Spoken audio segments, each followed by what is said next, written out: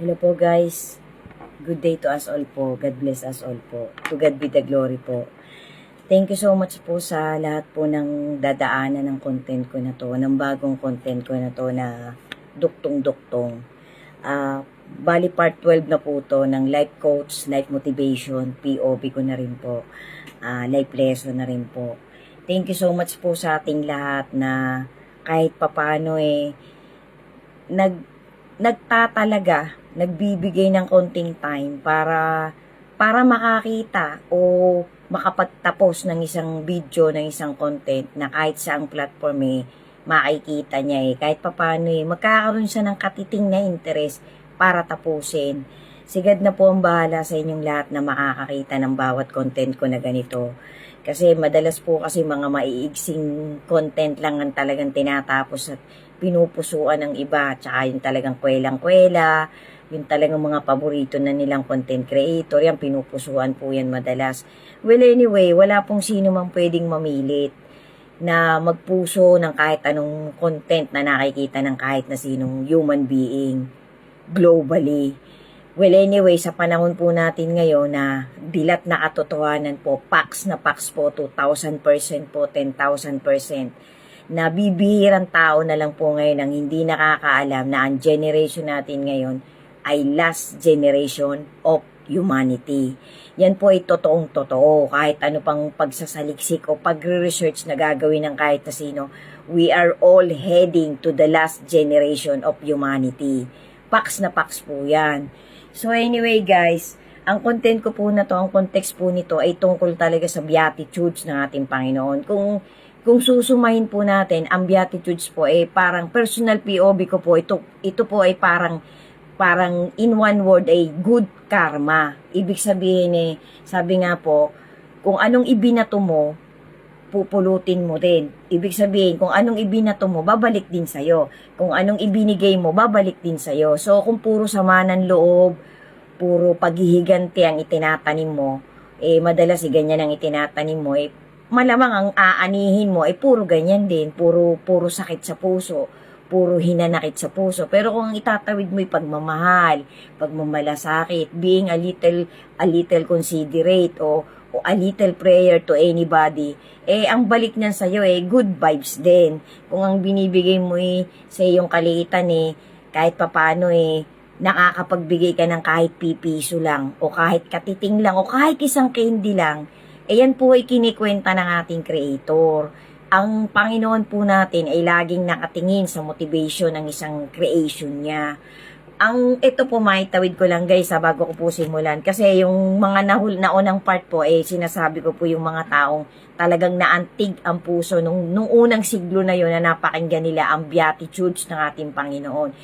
Ulitin ko lang po ulit. Para po sa akin, POV ko po, ang beatitudes po ay parang revision, parang pagbabago ng Panginoon sa 10 utos ng ating Panginoon, ng ating Creator. Kasi ang 10 utos po ay hindi naman totally nire-revise. Yan po hanggang ngayon ay tinutupad pa rin po ng mga talagang Kristiyano. Kaya lang, kung talaga pong ating susundin ng New Testament ng ating Creator, ang 10 utos po ay na-revise na. Ibig sabihin, parang na-enhance, parang nagkaroon ng upgrade. Kasi nga po, hindi na po talaga totally, hindi naman sa hindi kalugod-lugod, kundi hindi na po 100% na talagang ang Panginoon ay pinagbabasihan pa ang 10 utos ng Diyos. Kasi nandun na po tayo sa New Testament. Kaya po ang pinakahuling pinadala ng ating Creator ay ang kanyang bugtong na anak, ang kanyang anointed one.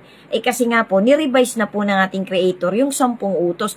Although napakahalaga pa rin po ng 10 utos na yan. Kasi ang 10 utos po ay parang inisa na lang po, sinamarize na lang po ng ating Creator. Tapos marami po siyang itinagubilin. Marami pong ipinag-utos ulit ang ating Panginoon through His begotten Son sa New Testament hanggang Apokalipsis po. So yan po ang mas mabigat. Yan po ang mas dapat nating bigyan ng importance, ng priority. Ay yung pong nasa New Testament. Kasi yung pong Old Testament continuation nga po niyan ng New Testament. Kasi sabi nga po ng Panginoon, ng ating Creator, hinahanap ko ang mga dati. Tapos inuulit niya po. Nagkakaroon po ng repetition. Nung unang siglo po, nagkaroon na ng mga plagues, ng mga salot, nagkaroon na po ng mga baha, ng mga lindol, ng mga pagputok ng mga bulkan, nagkaroon na po ng mga hailstorm, nagkaroon na po ng mga sakit na hindi basta maipaliwanag. Until now po ay nangyayari ulit. Kasi nga po, makapangyarihan po ang Word of God. Lahat po ng nangyayari ay sinalita ng Panginoon. Excuse me po.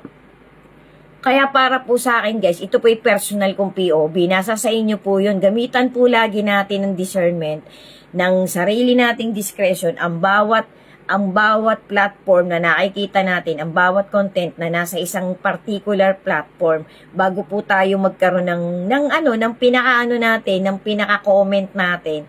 Kasi mas maganda po talagang tinatapos natin para sa akin para po naninilay natin, na nabubulay-bulay natin kung ano talagang inihahatid nung gumawa nung content na yon, nung content creator na yon. Kasi madalas po kapag po talaga spiritually speaking, kapag po talaga biblically speaking, yan po ay madalas ay facts. Mangilan-ngilan po talaga, pero padami po ng padami ngayong generation, ng last generation ng humanity, yung pong apostasy, yun nga pong pagliligaw, yun nga pong deception, yun nga pong materialism, yan po ay facts. Facts po yan guys. Wag na po tayong magkibit-balikat, wag po nating i-ignore ang mga nangyayari sa paligid natin. Kahit po mismong dito sa kinalalagyan natin, itong lugar ng bansa natin na to, pwede po nating sabihin na kung anong nangyayari sa around Asia, sa iba-ibang bansa ng Asia, ay nangyayari din po talaga sa iba-iba pa rin kontinente. Kasi nga po, yun po ay talagang nakatakdang mangyari. Sabi nga po, there's no such accident in this world. Lahat ay meant to happen, lahat ay there's a reason something behind. There's a reason something sa bawat incident, sa bawat sequel ng mga nangyayaring mga alamidad, mga kung ano-anong parang paparating ulit na pandemic. Yan po ay nakatakda guys. Yan po dapat acceptance po talaga ang dapat nating gawin ang pagtanggap po talaga. Kasi nga po dapat meron din tayong konting preparedness, meron tayong konting awareness. Kasi wag po nating baliwalain, baka po kasi pag datnan tayo ng isang pagkakataon ng buhay natin na hindi talaga natin iniisip ang mga tagubili ng ating creator. Kasi sabi nga po, nasa New Testament po yan, dadating ako sa oras na hindi nyo ako iniisip. So, mas maganda na po, pakita natin sa creator natin na mas madalas talaga, iniisip natin siya. Lagi po natin siyang isisingit sa bawat insidente ng buhay natin. Kasi ang mga bagay-bagay po ay napakahirap arukin, napakahirap unawain. Kahit po matalinong tao ka pa, hindi lahat ng mga pangyayari ay kaya mong bigyan ng explanation. Kasi infinite po ang Panginoon natin Marami pong mga matatalinong tao na napakarami pa rin pong question sa kanilang mga iniimbento, sa kanilang mga theories, sa kanilang mga conclusion. Napakarami pa rin po nilang tanong. Libo po, minsan po milyon. Kaya nga po tuloy-tuloy ang research ng mga scientists Kasi ang sabi nga po sa science nasa 10% pa lang po hanggang 20% ang natutuklasan globally. Kung ano-ano sa ilalim ng dagat, dito sa palibot natin, sa universe, halos 10 to 20% pa lang po. Mantakin nyo po yun, papalapit na po ng papalapit yung 1,000 years ng paghahari ng ating Panginoon, Lord Jesus. Halos yun pa lang pong porsyento na yun ang kayang ipaliwanag ng science. So talaga pong totoo yung sinabi ng Panginoon na hindi nyo kagaya ang aking pag-iisip. Kung gaano kataas ang langit na yan, ang universe na yan, ganun mas mataas pa po dyan ang pag-iisip ng ating Creator.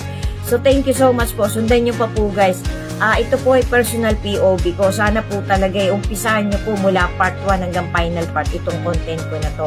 Kasi I'm sure po kahit konti lang pong booster na makakapagpatibay pa sa faith nating lahat, meron akong maitawid pang-booster po para mas kumapit pa po tayo ng matibay sa mag-ama, sa ating Creator at sa kanyang bigatin Son. To God be the glory po. Thank you very much po to each and every one of you who finish my content.